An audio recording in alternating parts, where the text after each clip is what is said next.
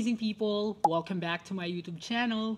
So sa video ito, pag-uusapan natin ang aking recent trip sa Phuket, Thailand. Magbibigay ako ng aking naging experience mula sa flight, accommodation, sa ating day-to-day activities, konting tips and tricks din, and kung ano yung mga pwede nyong gawin at pwedeng iwasan kung sakaling pupunta din kayo sa Phuket, Thailand. So, interesting ito guys, especially sa mga nagbabalak ng kanilang Phuket, Thailand trip. So, ano pang hinihintay nyo guys? Tara, simulan na natin to. So, simulan natin ang usapang ito sa aking naging travel dates papunta sa Phuket. So, ang travel dates ko guys is from July 3rd up until July 12 of this year, 2025. So basically, yung July 12 is flight lang pabalik sa Pilipinas kasi yung naging layover ko from KL going back to Manila is 25 hours. So inabot siya ng isa pang araw. Pero yung pinaka naging travel ko lang or yung pinaka naging stay ko lang sa Phuket area is from July 3rd to July 11 lang ng umaga.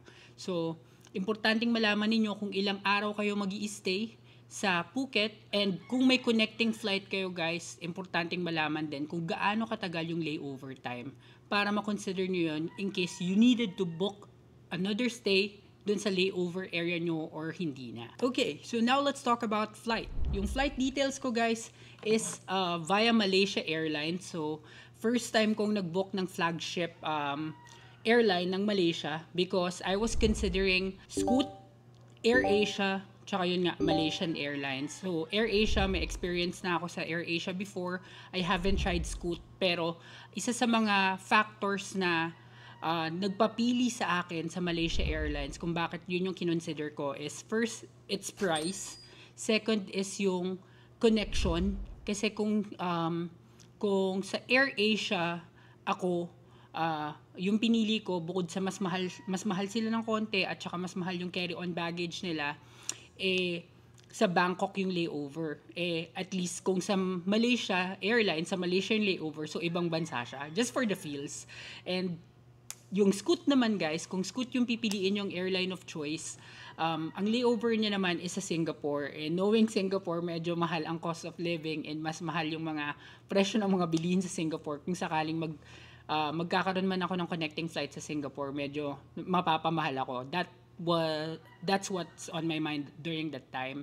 Kaya hindi ko siya pinili. And good choice naman guys na ang pinili ko is Malaysia Airlines dahil unang-una flagship airline sila, and kahit flagship airline guys, napakamura. Yung flight na yun, yung 4 na eroplanong sinakyan ko including the connections, Manila to KL, KL to Phuket, Phuket to KL, KL to Manila. Lahat yun guys, all for 12,936 pesos and 31 cents lang. And that already includes 25 kilos of check-in baggage going to Phuket and then going back to Manila. Ang only additional cost lang doon is yung $60 na additional baggage weight allowance nung pabalik dahil marami na akong dalang pasalubong. But no regrets guys kasi napaka-hospitable talaga nila. May food, may in-flight meals sa lahat ng flights regardless kung gaano kahaba o kaikli yung flight time ninyo. And mula sa boarding, sa pag-check-in ng mga bagahe, wala talaga kayong magiging problema. So, highly recommended guys yung Malaysian Airlines. Sa hotel naman, kita nyo naman ang pinagstayan ko ay napakagandang villa na ang pangalan is Naina Resort and Villa. So, kung babalikan ninyo yung ating room tour doon guys, makikita ninyo na napaka-spacious ng room and yung villa ko, and then walking distance lang siya since nasa ground floor siya, walking distance sa pool, sa lobby, and madali kayong pick up and ma-drop off ng inyong mga tours just in case na magtutour kayo dahil napaka-convenient. And at the same time, wala rin akong na-experience na mga bed bugs, yung mga lamok-lamok ganyan kasi syempre since island yung Phuket, and medyo mapuno dun sa area, i-expect mo medyo may mga lamok-lamok, pero wala guys. Ang only comment ko lang dun sa hotel na yon is wala silang plancha. Kasi napansin nyo naman, medyo lukot-lukot lahat ng damit ko dun sa mga vlogs ko ng Phuket, yung mga polo-polo. Kasi I was hoping na merong plancha or makakahiram. So wala silang plancha guys. And medyo mahina lang yung wifi pagdating dun sa room ko. So, you have to step out dun sa may pool area or sa lobby area. And importanteng ma-share ko yun sa inyo guys dahil baka yung iba sa inyo plano mag-work from anywhere. So, importante din na alam niyo na isa sa mga dapat i-consider guys is yung wifi connection. So, sanay na yung room na napuntahan ko yun, medyo mahina yung wifi kasi bandang dulo na siya. So, if ever that happens, pwede naman siguro kayo mag-request ng room na mas malapit dun sa mas malakas na wifi area. So, dun sa 9 nights na pinagstayan ko sa 9 na resort and spa, ang total lang na binayaran ko dun is 9,736 pesos and 11 cents. So, around 1,100 per night lang siya. Napakamura. And kung napanood niyo yung vlog na yun guys, makikita niyo na binigyan din nila ako ng free room upgrade kung saan nag-upgrade ako from superior room to a much higher room dun sa next room tier nila na they just gave it to me na, oh, you're qualified to get this room upgrade. Siguro wala masyadong nagstay that time or I don't know whatever the reason is, pero may free room upgrade tayo. And by the way guys, binook ko yung hotel na yun sa Agoda. And good news dahil meron na rin tayong hotel code sa Agoda. So you can use my promo code AJTV Agoda kung gusto nyo magkaroon ng up to 10% discount sa mga hotel bookings ninyo via Agoda. So always book your hotel via Agoda. So isa pang importanteng malaman ninyo guys is that Phuket also or Thailand in particular, they already have an arrival card. So nag-impose na rin sila ng arrival card prior to arriving 72 hours. Just like e-travel sa Pinas, meron na rin silang arrival card. Nasa description box ng vlog na ito yung link para dun sa arrival card para madali ninyong ma-fill out yon. So you have to fill it out at least 72 hours prior nga to your arrival sa Phuket. So, in my case, since nag-Malaysia ako, and meron ding arrival card yung Malaysia, guys, I did them both just to be on the safe side. So, I'm not sure during that time kasi kung required ba na, since connecting flight lang, mag-arrival card pa ba ako sa Malaysia. And nung papunta ako, hindi naman ako lumabas sa airport, pero nung pabalik, nasa airport area lang din ako, pero yung hotel ko is lalabas ka talaga ng airport proper. So, nag-fill out pa rin ako ng arrival card sa Malaysia just to be sure. And nung nag-pass through ako ng immigration, customs check, wala naman ang hiningi sa akin. So, at least may peace of mind ako na makaka-exit ako ng airport anytime I wanted or during that moment kasi meron akong arrival card. So, it's better to be safe than sorry. Lastly guys, kung mag-withdraw kayo guys, merong ATM na may different banks na makikita or matatagpuan ninyo sa arrivals hall ng Phuket International Airport. And importante din guys na mag-book kayo ahead of time ng SIM card. Pwede kayo mag-book ng physical SIM at pwede rin kayo mag-book ng eSIM.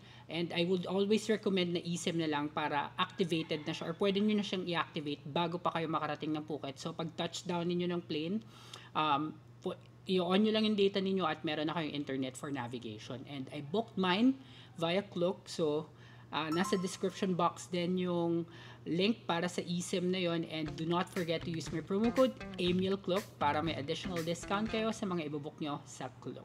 Now, let's talk about tours na pwede ninyong i-take part of. So, ang daming islands guys na pwede ninyong bisitahin sa Phuket. And nakadepende na lang sa inyo. Piliin ninyo, suriin ninyong mabuti kung ano yung mga islands na tingin ninyo, mag-e-enjoy kayo.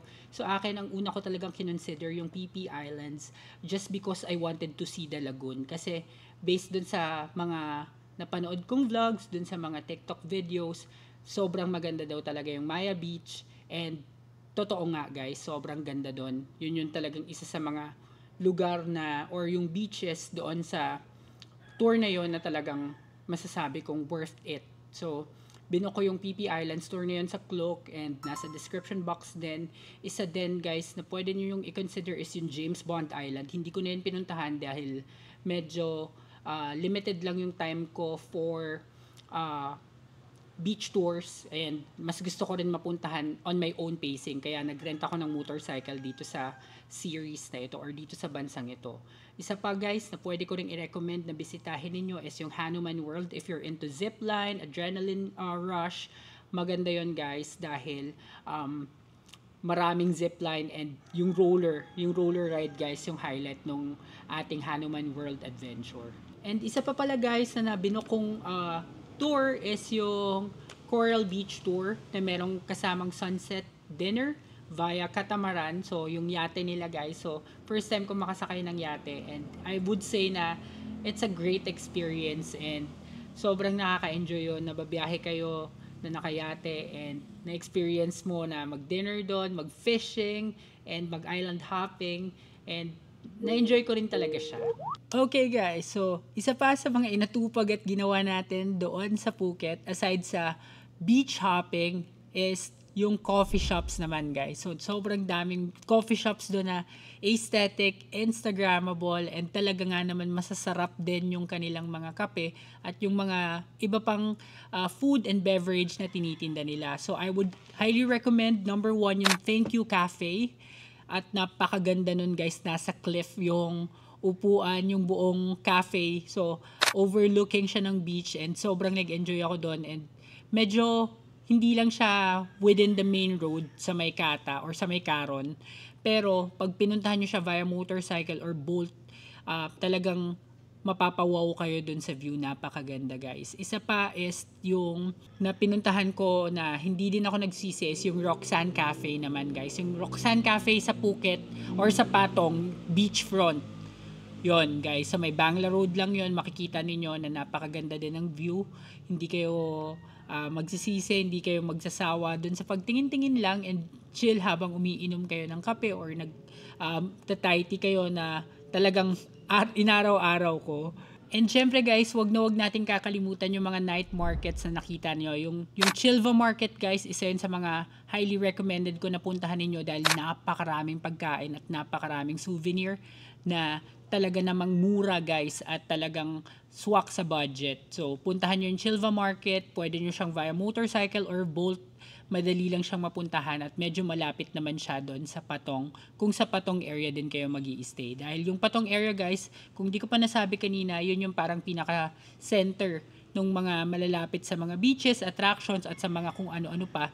Pero pwede rin kayo magstay sa Kata, sa Caron. Pero ako I chose to stay sa Patong dahil yun nga yung parang pinaka-touristy area nila. And doon yung mas accessible sa lahat. And isa pa pala guys, though hindi ko na nasama sa vlog, is yung The Cozy Cafe, guys. Yung Cozy Cafe, guys, is napakagandang view din yun. Hindi ko na siya nasama sa vlog kasi for some reason, yung 2 episodes ng vlog ko nabura ko, guys. Kaya hindi na siya nakasama dito sa buong series na to. May missing one day tayo, guys. Pero papakita ko na lang yung pictures dito. And napakaganda din ng cafe na yun, guys. Talagang 10 out of 10. Medyo dadayuhin mo lang siya talaga, pero pag nakapunta ka doon, ang ganda ng view and sobrang nakaka-relax yung vibe. And kung vegetarian kayo guys, pagdating sa pagta-travel, sobrang dami ding mga karinderya, may mga food na mura sa kalsada. Pag lumabas ka lang ng hotel dun sa Naina guys, mapapansin niyo pag lumalabas ako, may mga mango sticky rice, may roti, merong Hainanese chicken. Ang dami niyo mong pagpipilian doon sa area na pinagstayan ko. Kaya highly recommended din na kung mag-stay man kayo or kung pupunta man kayo sa Phuket, sa Patong area din kayo magstay just because accessible siya sa lahat at marami talaga kayo mabibili at mapipili. Isa pa guys na wag niyong palalampasin na mapuntahan is yung Old Town Phuket guys. Napakaganda, makikita niyo yung mga architecture, yung clock towers, yung Egg 899 na kainan, masarap din dun guys, lalo na yung kanilang pad thai tsaka yung kanilang chicken. Sulit na sulit for a day trip or half day trip.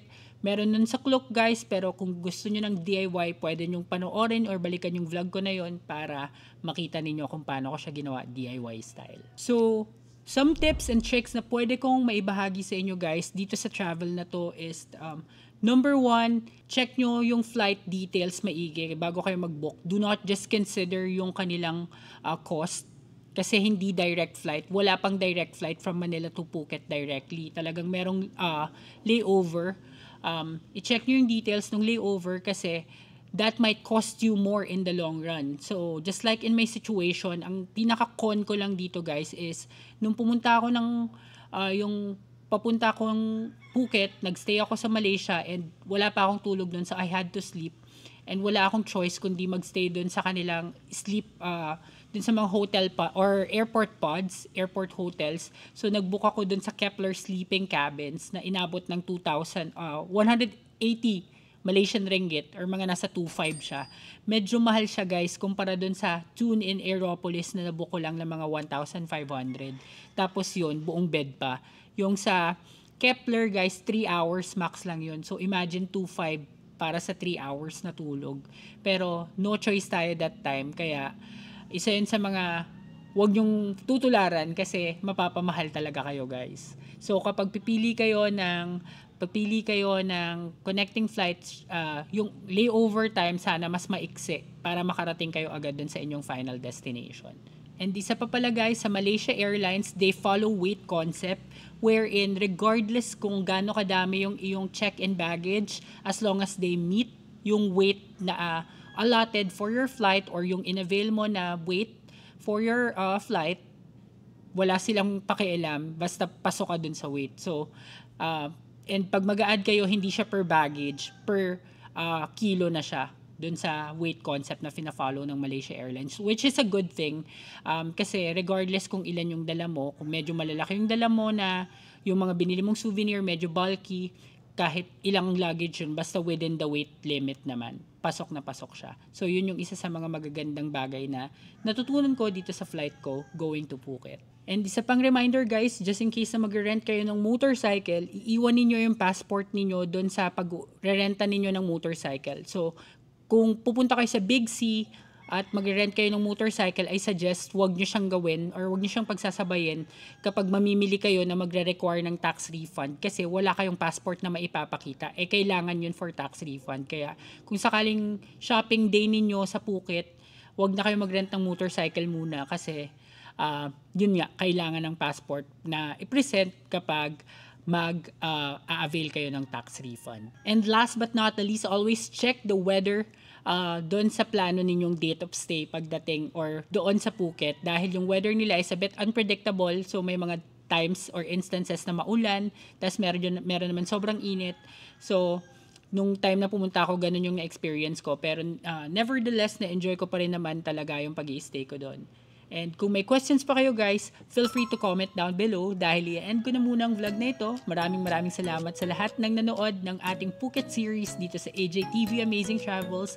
At kung nagustuhan ninyo ang video ito, please give me a like, comment down, share, subscribe to my channel, and do not forget to hit the notification bell para updated kayo sa aking future vlogs. Abangan ang ating next travel destinations. Yun lang guys, maraming salamat. Bye!